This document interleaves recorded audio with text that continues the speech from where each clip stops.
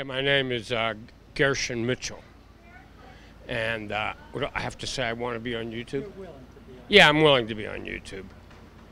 Yeah, and I think this whole thing with Julian Assange is, well, it's certainly bad for press freedom, sets a precedent, and I think it also indicates that it's really an indication of how far the government's reach is.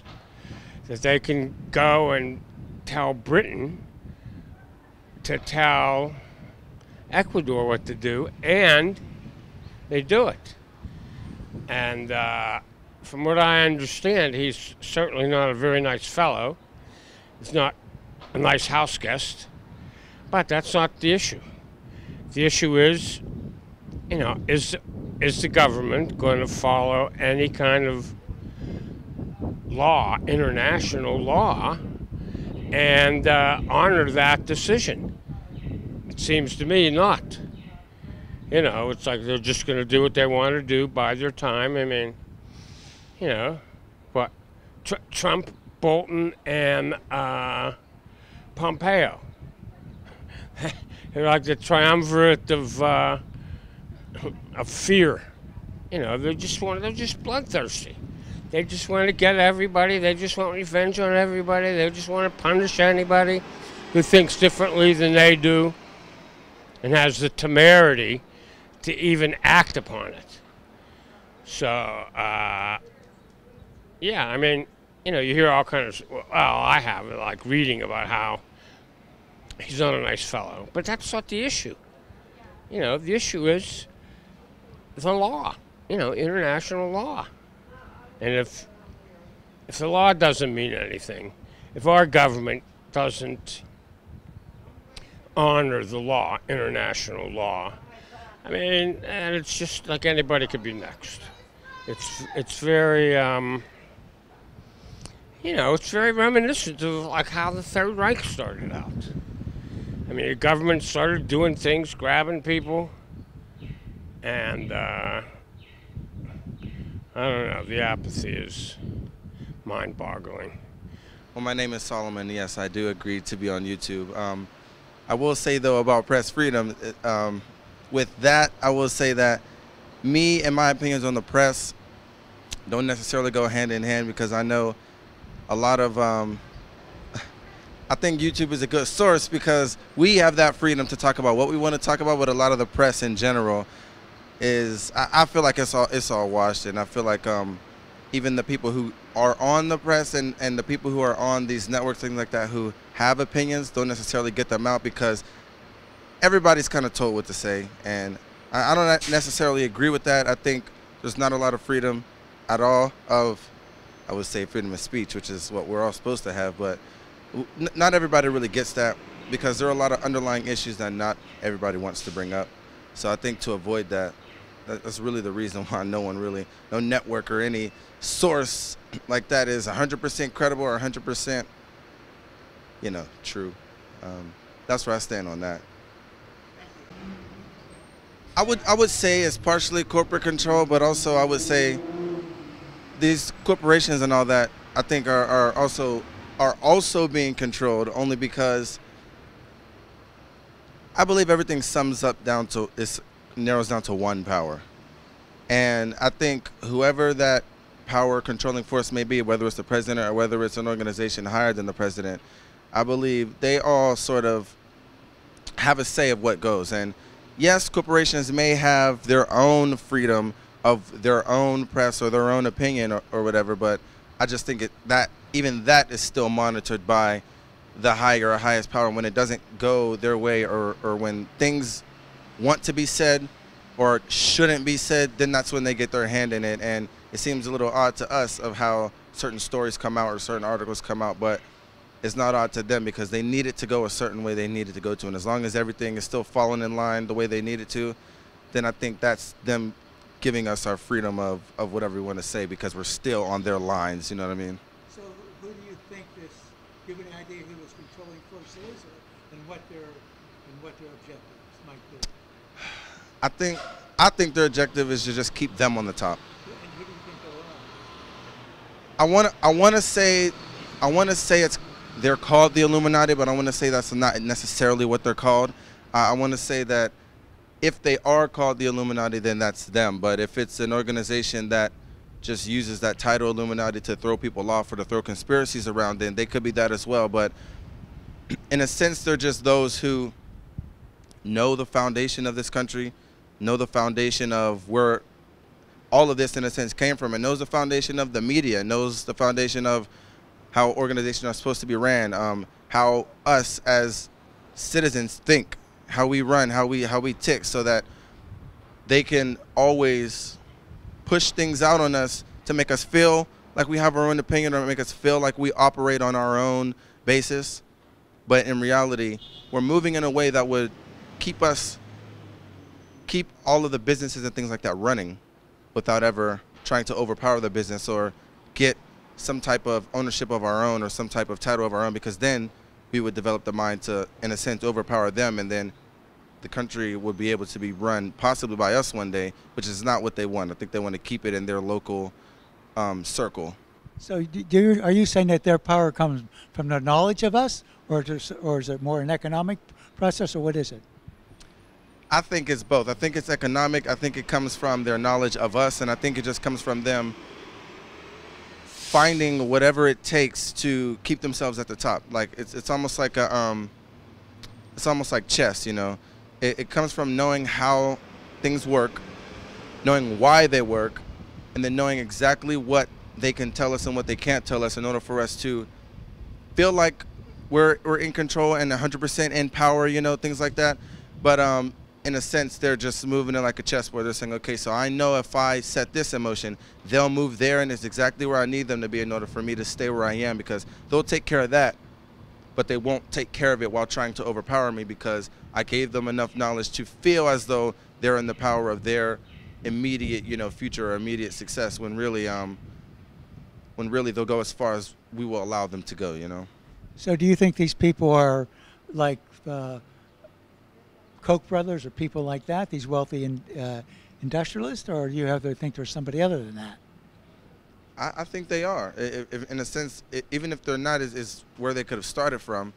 And I think they've just grown into a huge power control.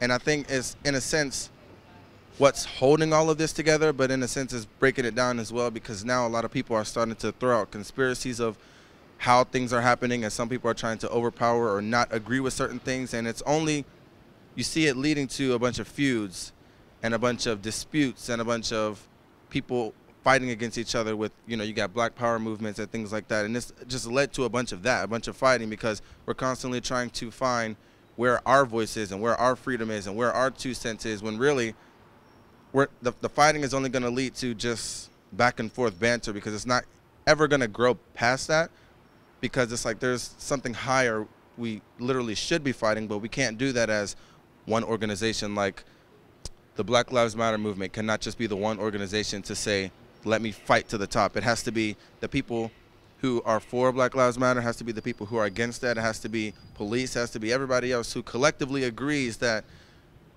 we're fighting with each other, and that's what they want, because it keeps us off of them.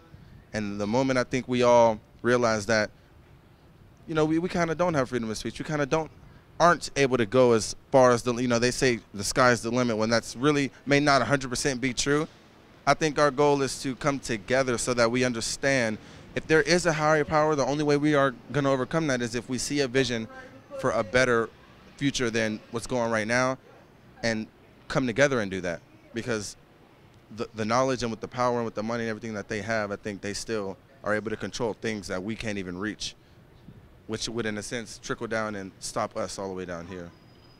Oh, yeah, my name's Aaron. You're welcome to put me on your channel. You asked me about Julian Assange. I think he's a hero, and I think the people that are putting him in prison, those people should be put in prison. And that's about it. I don't know what else to say. God bless that guy. I'm Ellen Toker, and you want me to speak into the mic? Yes? Yeah, I'm just saying I agree to be on YouTube. I agree to be on YouTube. Cool. And what's your opinion about Julian Assange? I think he should have been arrested. And a little bit more?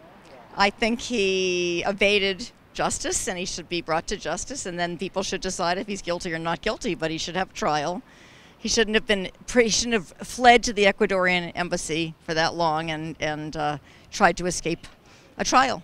So are you talking about the trial in Sweden? For the No, the one I'm talking about isn't he going to be extradited to the United States? Oh, that's it. Yes, the trial in the United States. Yeah, I think he should be tried. And what do you think his crime is exactly? Well, I think he exposed the United States to some unwarranted information that other countries then had, and that's what I think. Like some of the war crime stories?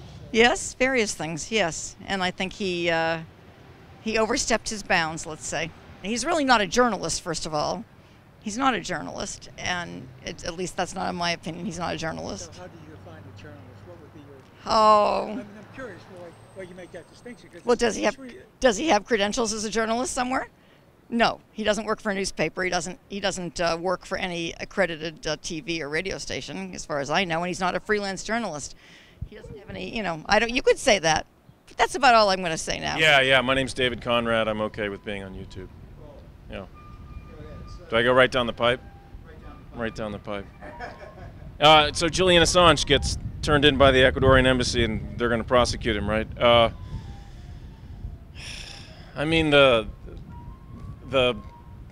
level of stuff that does get hidden away, that's not released to the public, that's redacted, that favorite word these days, is probably so gigantic that whatever crime he may have committed by, releasing certain informations that are going to endanger small members of the American political establishment are far outweighed by the freedom of information that I think was the whole basis of the web, right?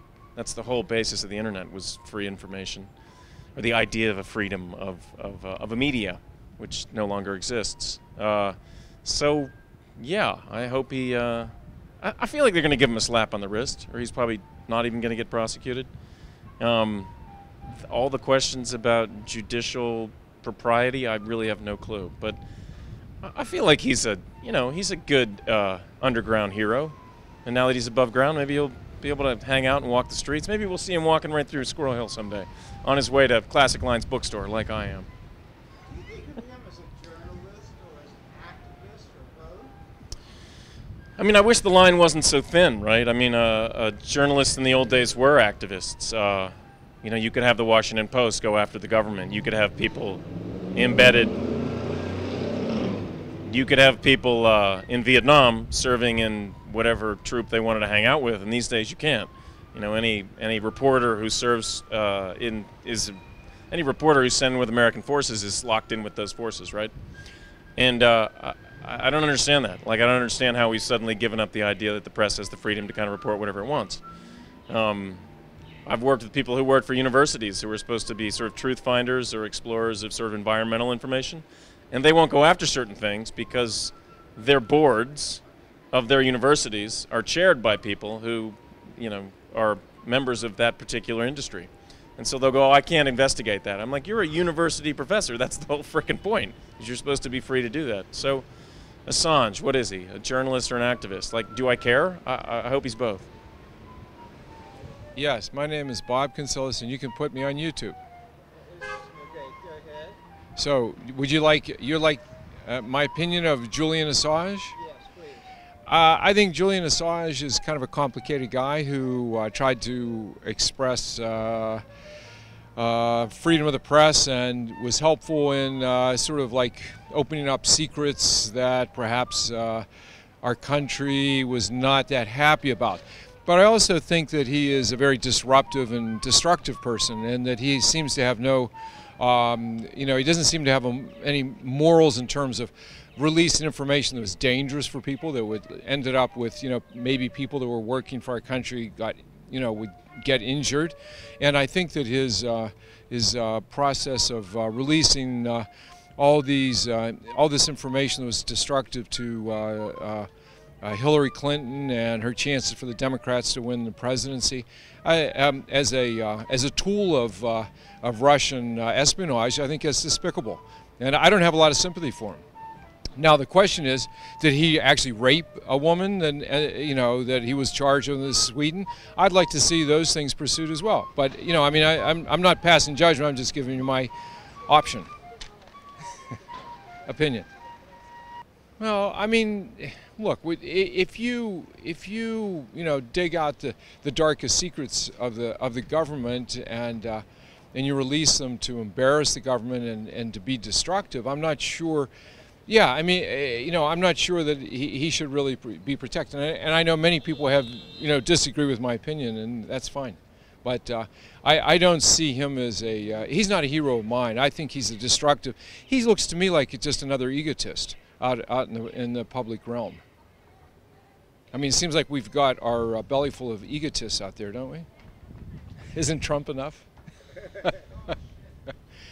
I mean, how could he defend being a tool of a Russian espionage to affect our politics? I think that's criminal. I think he should deal with his consequences as they come. You mean Assange being a tool or Trump being a tool? I think they're both tools. But I mean, clearly Assange was, and I think he's lied about it because it was clear that the GRU had contact with Assange and he agreed to do their dirty work. So do I feel sorry for him? No, I don't. Do I feel sorry for freedom of the press? That's another issue. I'm not sure I really quite totally understand that. Do you think the press is working as it should in our democracy? Yeah, I do. I think that you look at the Washington Post and other other members of the press are trying to fight against Trump authoritarianism and potential dictatorship, and I think that's what it's supposed to do. And I think we have to protect the freedom of the press. Does that mean we should protect Assange? I'm not so sure about that. I don't know. Yeah. Not a lot. My name is Blair Patrick, and you have permission to put me on YouTube. And give me your opinion of Julian Assange, please. I think that he's a reckless journalist that likes to print things that he doesn't have the right to decide what it should be in the public domain and what shouldn't be, and that there are certain confidentiality rules and certain levels of not confidentiality, but not secrecy, but secrecy. That there's a reason that there are certain classifications of documents, and that some of them are to help protect the public and to prevent panic in the public, so that people in higher powers who have been given the authority to look at classified documents can have the ability to make decisions that will help us and will keep us safe. And him disclosing things willy-nilly is detrimental to the public and creates fear-mongering and creates misinformation and creates these conspiracy theories that drive further wedges into our society. No, those kind of things, secrets to protect people from facing justice, those things should be disseminated. But there are other things that, like locations of certain military operatives that are trying to do things that aren't violent. They're trying to do things that are trying to gather more information, trying to get intel, and then their American lives are being put at risk because then their location is becoming public. Things like that. Or, information that we're gathering in terms of CIA information, FBI information that is supposed to be furthering an investigation to get someone to justice. Those things shouldn't be made public if the investigation is still happening. But once an investigation has been done thoroughly and incorrectly, then that information should be made public. But when you're, I'm an attorney, and when you're in the middle of gathering information, when you're in the middle of gathering, documents and trying to figure out who's being credible and who's not being credible, you get a lot of information that isn't accurate. You get a lot of information that isn't vetted. And if you just put all that into the public, people, when things are released by journalists or by people that claim to be journalists, they take it as fact. They take it as truth. So everything that is being put on the internet or everything that is being put on on TV, there's some level of the population that believes it to be true. And not everything that gets released is true. And now it creates this whole problem where there's a bunch of stuff that isn't accurate and people believe it, and you can't tell some people that things aren't true when they see it on TV. Well, like Tucker Carlson saying this, why isn't it true?